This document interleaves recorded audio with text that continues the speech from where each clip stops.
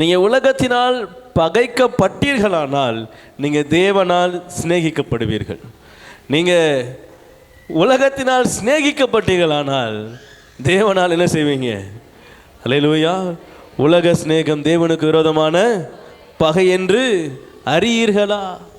இப்போ உலகத்தோடு கூட நமக்கு சிநேகம் இருக்குமானால் தேவனிடத்திலிருந்து நமக்கு வருகிறது பகையா இருக்கும்.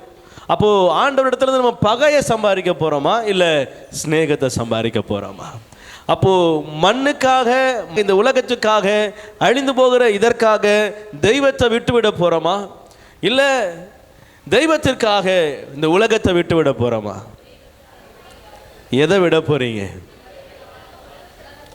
ஆமென். ஒரு நாளும் இந்த அழிந்து போகிற உலகத்துக்காக அந்த பரலோகத்தை என்ன செஞ்சிடக்கூடாது, விட்டுறக்கூடாது. அது இல்லாமல் நம்மளால் என்ன செய்ய முடியாது, வாழ முடியாது. ஆனால் இது இல்லாமல் நம்மளால் என்ன செய்ய முடியும், வாழ முடியும். ஆமென். இன்னைக்கு அநேக மாயை என்னன்னா, எப்படி நான் இது இல்லாமல் வாழுவேன், எப்படி நான் இது இல்லாமல் இருக்க முடியும், இது இல்லாமல் என்னால் எப்படி வாழ முடியும்? அநேகருடைய கேள்வி அதுதான். இது இல்லாமல் எப்படி, இது இல்லாமல் எப்படி? ஆண்டவர் சொல்றாரு, நான் இருந்தால் அது எப்படினாலும் நடக்கும். விசுவாசிக்கிறீங்களா? விசுவாசிக்கிறீங்களா? அவர் இருந்தார்னா அது எப்படினாலும் நடக்கும்.